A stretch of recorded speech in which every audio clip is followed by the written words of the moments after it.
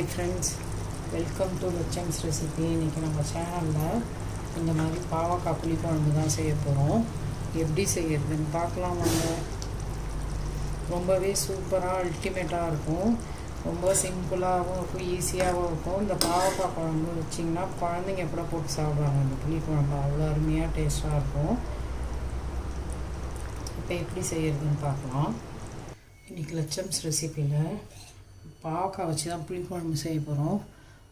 இப்போ இந்த பாவக்காய் 2 எடுத்துருக்கேன். நான் கட் பண்ணி வச்சுருக்கேன். விதையெல்லாம் எடுத்துகிட்டு ரவுண்டாக இந்த சைஸ் பாவக்காய் 2 எடுத்துருக்கேன்.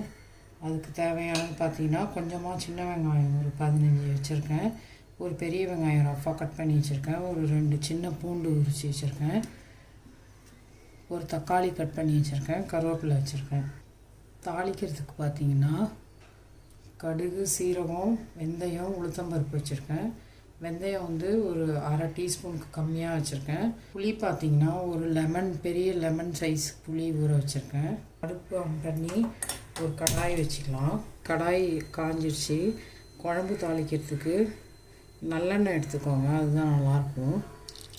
நல்லெண்ணெய் ஒரு 4 டேபிள் ஸ்பூன் அளவுக்கு ஊற்றிப்பேன்.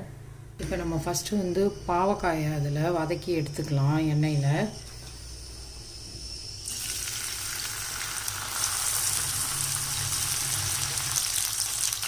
இப்போ பாவக்காயை நல்லா வதக்கி எடுத்துக்கலாம்.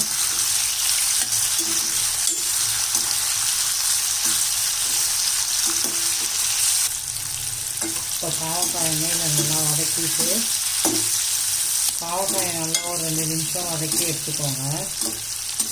இப்போ எடுத்துக்கலாம். பாவக்காய் வதங்கிடுச்சு.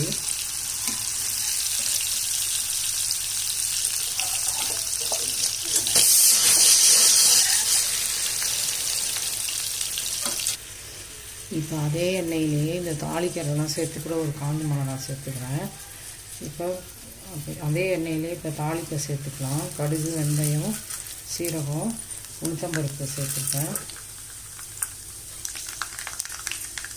இப்போ அதில் சின்ன வெங்காயம், பெரிய வெங்காயம் ரஃபாக கட் பண்ணி சேர்த்துக்கலாம்.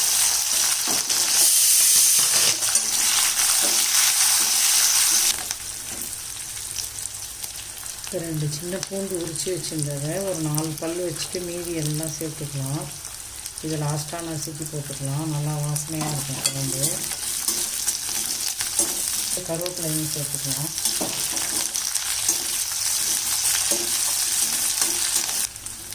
இப்போ பாருங்கள், வெங்காயம் பூண்டு வதங்கிடுச்சு. இந்த அளவுக்கு வெங்காயம் வதங்கினா போதும். இப்போ அது கூட தக்காளியை சேர்த்துக்கலாம். ஒரு தக்காளி கட் பண்ணி வச்சுருக்கேன், அதையும் சேர்த்துக்கலாம்.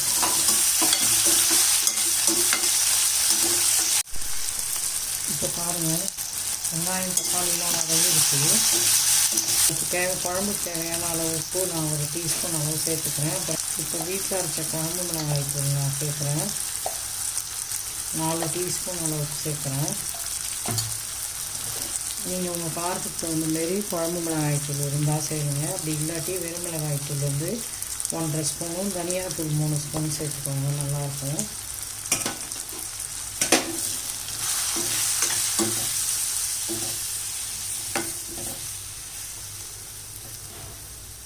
மஞ்சத்தூள் ஒரு 1/4 டீஸ்பூன் அளவுக்கு சேர்க்குறேன்.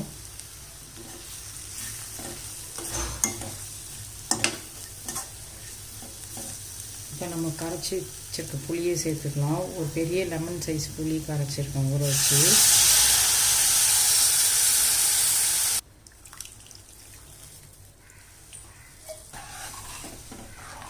பாவக்காயை நம்ம இப்போ சேர்க்கக்கூடாது. குழம்பு நல்லா கொதித்து வந்ததும் பாவக்காய் சேர்த்துக்கலாம். ஏன்னா பாவக்காய் வதக்கி வச்சுருக்கோம். இப்போ குழம்பு கொஞ்சம் நல்லா கொதிக்கட்டும்.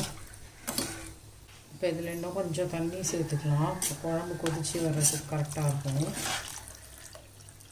இப்போ இந்த ஸ்டேஜில் உப்பு பார்த்துக்கோங்க. உப்பு பார்த்துட்டு உப்பு பத்தலைன்னா நீங்கள் சேர்த்துக்கோங்க. காரம் உப்புலாம் உங்களுக்கு தகுந்த மாதிரி சேர்த்துக்கோங்க. இப்போ குழம்பு மூடி வச்சிடலாம். ஆனலுக்கு ஒரு மூடி போட்டு மூடி வச்சிடலாம். 10 நிமிஷம் கொதிக்கிட்டோம். கொதித்ததும் பார்க்கலாம். இப்போ பாருங்கள், 10 நிமிஷமாக குழம்பு கொதிச்சிட்ருக்கு. நல்லா கொதித்து லைட்டாக எண்ணெய் பிடிக்க ஆரம்பிச்சிருச்சு. இப்போ இந்த ஸ்டேஜில் நம்ம வதக்கி வச்சுருந்த பாவக்காயை சேர்த்துக்கலாம். ஏன் முன்னாடியே கொதிக்கக்குள்ளே சேர்க்கலன்னா, ரொம்ப கொதிச்சதுன்னா இது வதக்கியிருக்கோம்ல, டக்குன்னு வெந்துடும், அப்புறம் கசப்பு தட்டிடும் குழம்பு.